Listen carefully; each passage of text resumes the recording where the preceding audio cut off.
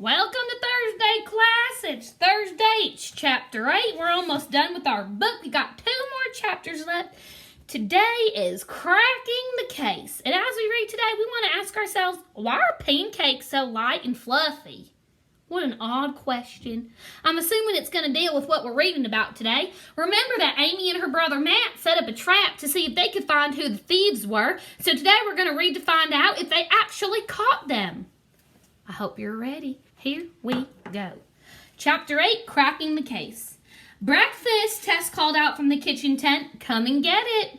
Amy fell into step beside her brother. Okay, once we've started to eat, I'll pretend to drop something under the table. Slip down there and quickly check out the bottoms of everyone's shoes.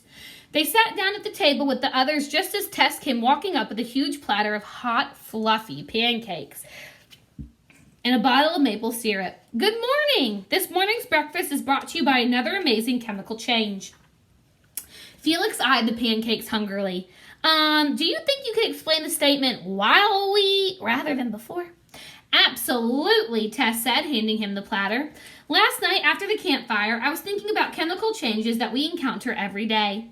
Some of the most familiar ones have to do with food. When people cook or bake things, all sorts of chemical changes take place. For example, pancakes are light and fluffy thanks to a chemical change between 2 ingredients, baking soda and buttermilk.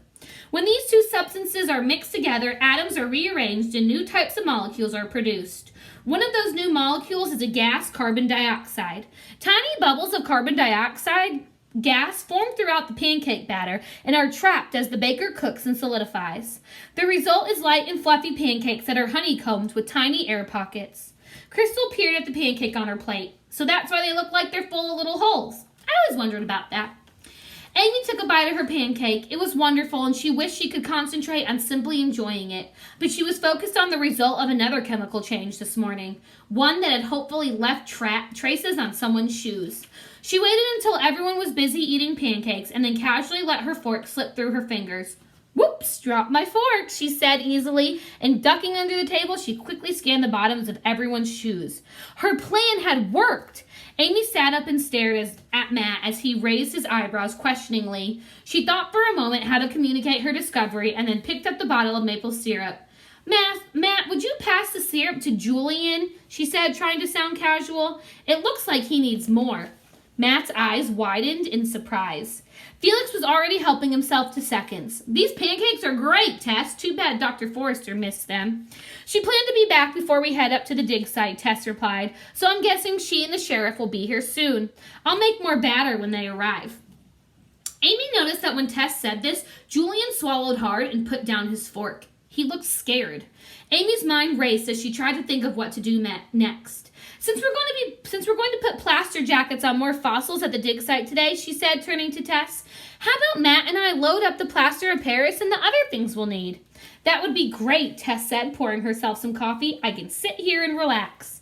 Actually, why don't you help us, Julian? Amy added as she got up from the table. It'll go faster with 3. When Amy stepped inside the lab, she saw the shoe prints and the plaster dust on the floor. They led from the entrance to the table where all the missing fossil fragments now lay in a neat row. Julian stopped outside the tent entrance and then stepped inside reluctantly. I suspect that whoever took these fossils would bring them back, Amy said quietly. What, with the sheriff coming and all? Julian looked about to deny it, but then stopped and let out a huge, unhappy sigh. How did you know it was me? Amy explained about the ice, the plaster dust, and the shoes. Julian groaned and sat down heavily on a wooden crate full of tools. I suppose you're going to tell Dr. Forrester when she gets here, and the sheriff. How about you tell us why you took the fossils in the first place, Amy said. Julian hung his head and said, I didn't mean to take them, really. Everything just went wrong. He paused and then plunged ahead. Remember when Dr. Forrester was so excited about the first set of fossils but wanted us to wait until morning to see them? Well, I didn't want to wait, so I snuck in here later that night to see them for myself. I picked one up to look at it more closely.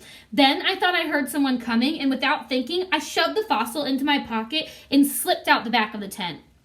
Why didn't you just admit it the next morning when Dr. Forrester found it missing and give it back? Matt asked.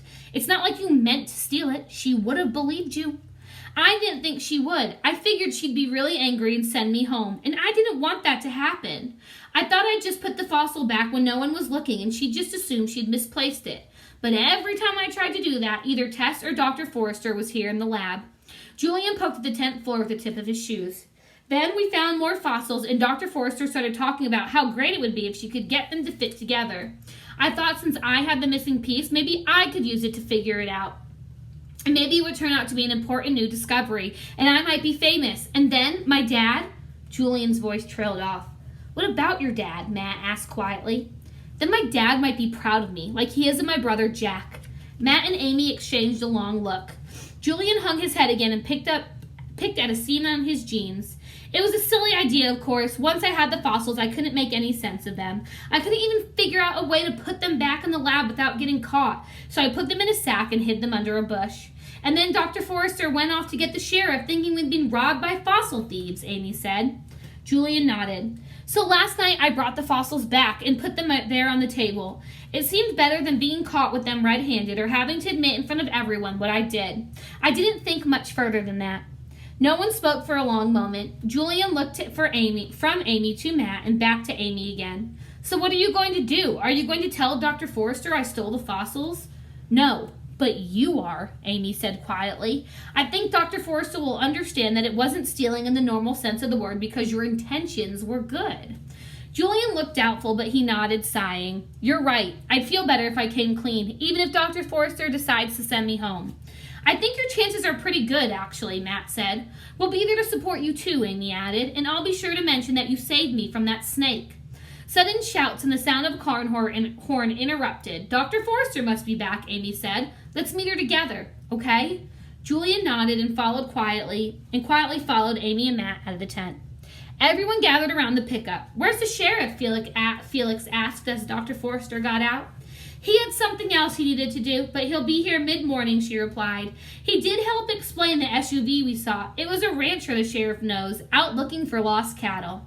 While we're waiting, let's pack up our gear, Tess said. We have a long day of excavating ahead. Amy, Matt, and Julian hung back, and the other campers followed Tess. Dr. Forrester? Amy said, glancing quickly at Julian. Would you mind coming into the lab with us? There's something we need to show you.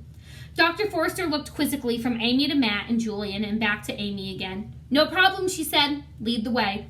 It took Dr. Forrester only a few seconds to spot the fossils all lined up on the table in the lab. Now this is a surprise. She picked up each fossil, examining it closely. And they're all here, even the one that first went missing. She crossed her arms and looked at them expectantly. So I assume someone has some explaining to do. Julian cleared his throat. Yes, ma'am, I am. In a shaky voice, he proceeded to tell Dr. Forrester the whole story. Amy chimed in about the snake, and Matt added that Julian felt really bad. When they were finished, Dr. Forrester was quiet for a long time. Then she nodded as if she decided something. I appreciate your honesty, Julian, and I hope you've learned that you should always tell the truth right away. Things just tend to get worse if you don't. Julian nodded and stared at the ground. When do I have to leave? Dr. Forrester put her hand on his shoulder. It took a lot of courage to confess what you did, and I think your worrying about all of this has probably been punishment enough. You're welcome to stay. Julian beamed a huge smile. That's fantastic. This camp is the most fun I've ever had. Then his smile faded. But how are we going to explain that the other fossils are back?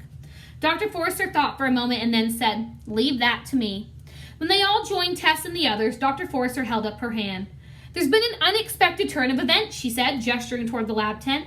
The missing fossils have been found. Let's just say, she paused as a hush fell over the group. Our prime suspect is a curious ground squirrel who decided to make off with the bones rather than food. For a moment, everyone was silenced. The silence was followed by laughter and loud conversations. Suddenly, Tess's voice rose above the others. What about the sheriff?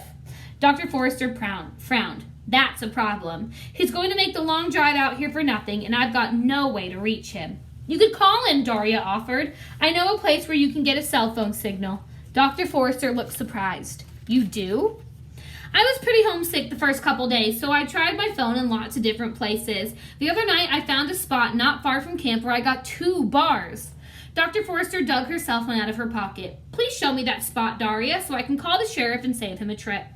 As they left, Amy nudged Matt and whispered, That explains Daria's late-night walk. When Dr. Forrester and Dario returned, Felix arrived with his huge backpack and set it down on the table outside the kitchen tent. "Gather round, everyone," Felix said. "I'm disappointed we won't get to meet a real Western sheriff, but the return of the fossils calls for a celebration, and I've got just the thing." He unzipped the backpack's main compartment and started taking out candy bars and packs of beef jerky, peanuts, jelly beans, licorice, and all sorts of other yummy treats. "Felix, what is all of this?" Tess asked, staring at the growing pile of food. "Survival rations," he said gleefully. "I always carry this much food with me, just in case hunger strikes and the next meal is still hours away. And aren't you all just dying for a treat?" He smiled his mischievous grin. Matt nudged Amy. "That explains a lot." Amy nodded, pleased with how well things had turned out. The case of the missing fossil was solved, and Julian was able to stay. Fossil Camp suddenly felt right and happy. She had cracked the case. Well, well, well, the fossil thief was right there in camp. How many of you guessed Julian? Me too. First I thought it was Daria, then I figured out it was Julian. All right, guys, tomorrow you are going to have an extra credit assignment from me that I would like you to complete. If you complete it, you get your name in the drawing a couple more times. Tomorrow will be your last day from me in our great adventure doing this fossil dig. I hope to see you back here tomorrow. Don't forget to do your work. See you later, alligator.